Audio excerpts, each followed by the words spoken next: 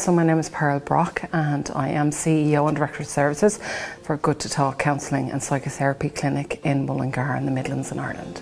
I'm also a Senior Lecturer in Counselling and Psychotherapy Studies.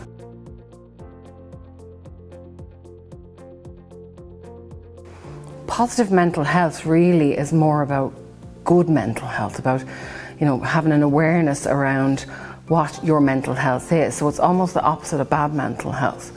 So it's when you're coping well, when you're doing well, when you're aware of your mental health and when you're able to look after it. So it doesn't always mean that you're bouncing around the place happy. Sometimes what it can mean is that you're aware that maybe you're not having a good day and that you're able to look after yourself and mind yourself and take that wherever it needs to go. Could be to a colleague. If you're not feeling good, it could be, sometimes sharing good mental health as well. But positive mental health is actually having an awareness of mental health.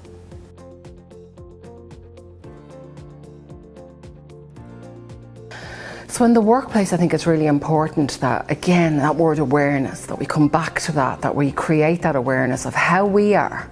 So if we understand how we are in our workplace, and then we maybe have open conversations around that with our colleagues, with our managers, and maybe with people who we manage. And I think that really helps. So if we're aware of our own mental health, it has a knock-on effect, because we can then look at our colleagues and say, oh, maybe they're having a bad day, and bring that conversation, because the conversation is what matters.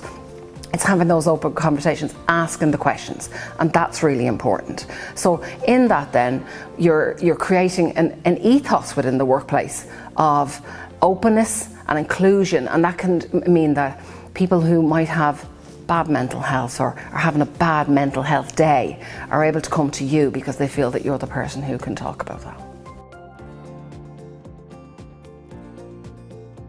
When we think of Working Smart, it can come under many different umbrellas, but we're looking at mental health. So for that, we have to know our limitations. So that means minding ourselves, knowing when we're having a bad day and what our best coping mechanisms are, how we can look after ourselves. That could be maybe just taking some screen time, a break away from that. It could be that we go out and get some fresh air, and that's prioritising our mental health. So we need to look after that. So that can work in lots of different ways. But again, that's prioritising the mental health. But then we have our work to look after.